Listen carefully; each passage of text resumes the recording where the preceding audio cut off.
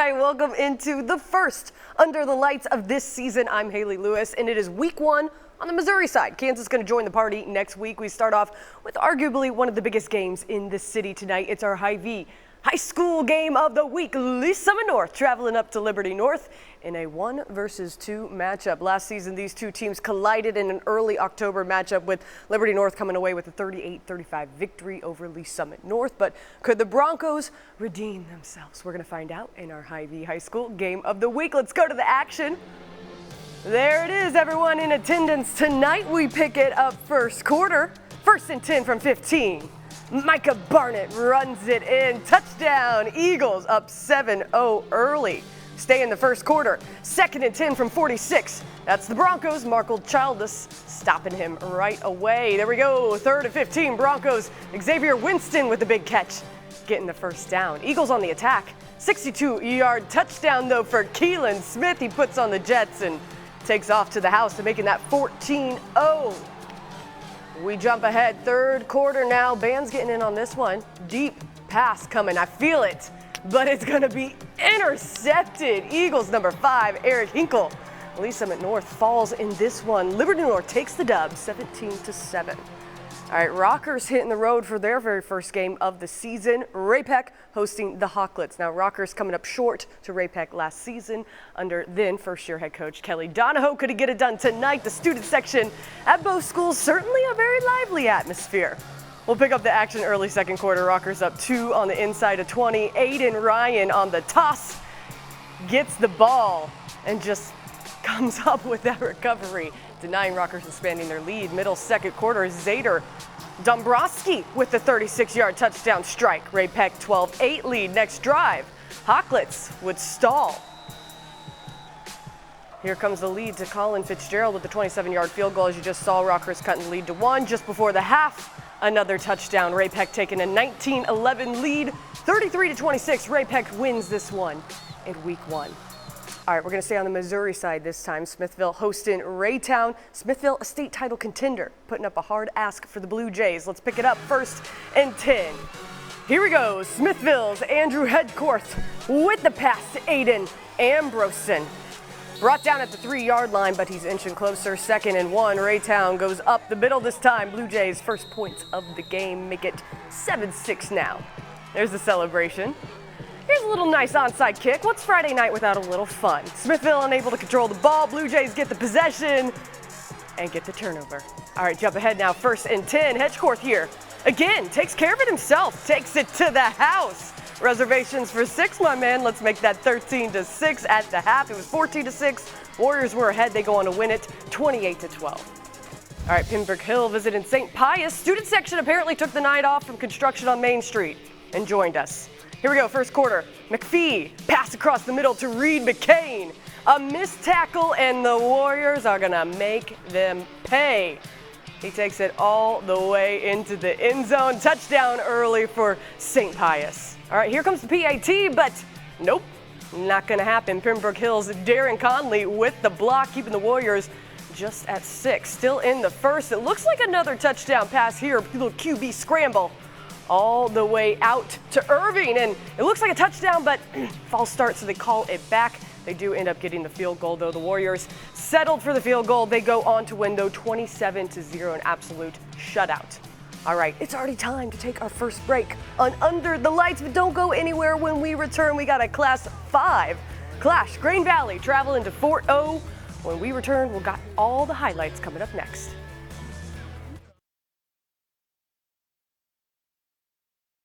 The Class 5 clash on Friday night. Grain Valley traveling out to Fort Osage. We'll pick up the action early on in this one. Well, first we got to, of course, show our sportsmanship, but then we get to the action. Here it goes. Middle 2nd quarter, DJ Harris, 10-yard touchdown run. Grain Valley taking a 7-0 lead in this one. Late 2nd quarter, though, River Peppers. That's a great name. Fort Osage takes the 14-7 lead. Middle 3rd quarter, Caleb Larson. 4-yard touchdown. Grain Valley cutting the lead to just 3. Late 3rd quarter, though, Fort Osage facing 4th and 9. Greg Minnie with the 31-yard toss to Peppers. I love that. I love these names. 23-14 lead, late fourth quarter. Jeffrey with the 41-yard touchdown run to close this one out. They take a 33-14 lead. Fort Osage opened up the season with a beautiful win, 33-14. All right, it's now time for our Metro matchup moment of the night. Just rolls off the tongue. Sponsored by DePasquale Moore Law Firm. We got William Chrisman visiting Grandview. Let's go to the action. Here we go. Pick it up. Gonna be off to the sideline. Nice catch there and a pretty big gain. Getting closer and closer as they inch to that end zone. Quickly here trying to set up the line. And we'll get going. Can they find their way in for reservations for 7? They're gonna do just that. Chrisman getting closer to that dub tonight. William Chrisman goes on to get a 21-14 win. That was our Metro matchup moment of the night, sponsored of course by DePasquale Moore Law Firm. Congratulations to those kids. All right, Lee Summit at Blue Springs South, middle fourth quarter. Elijah Martinez pass complete to Joshua Manning, 30-yard touchdown. Let's go. Late fourth quarter. Martinez again, pass intended for the team and intercepted though by the other. Peyton Osborne there for the touchdown. Blue Springs South taking a 45-27 lead. 52-27 is the final. Blue Springs South grabbing the win.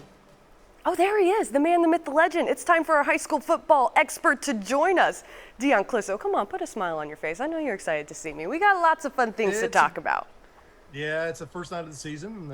Is there stress? Always some glitches for yeah, a little bit of stress. There's no doubt about that. I mean, you always just want to get through the first week and then you can kind of go from there. That's what you just got to get the first week out of the way. Get some live bullets flying at you and get ready to go. All right, well, we're getting it out of the way now. Let's talk about Lee Summit North and Liberty North, someone who's probably not feeling as good tonight either. Coach Mo coming out with a loss today. What did you see in that matchup?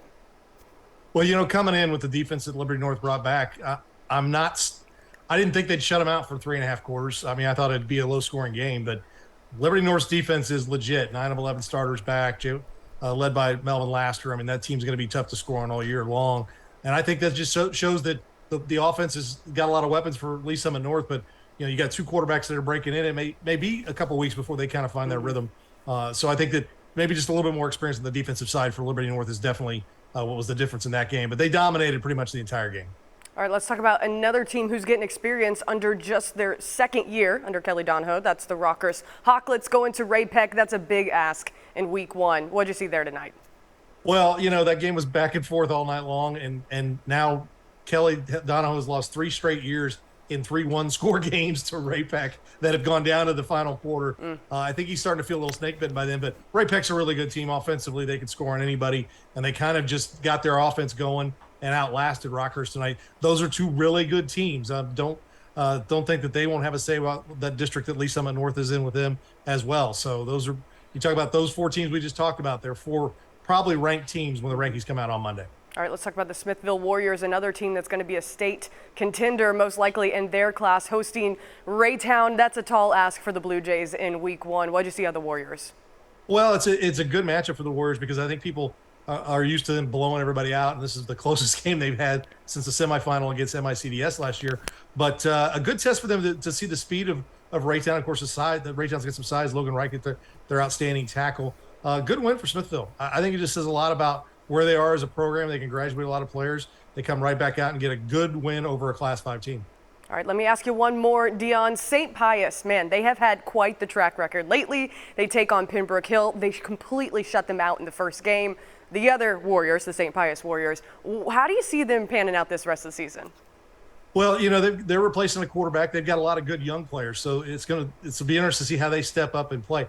Talent-wise, the talent shouldn't drop off. I mean, this is a pretty talented group that's coming in. So I don't know if they'll go undefeated, or have 1 loss like they did last year and make it to another state championship game, but they are a team to definitely keep an eye on in Class 3.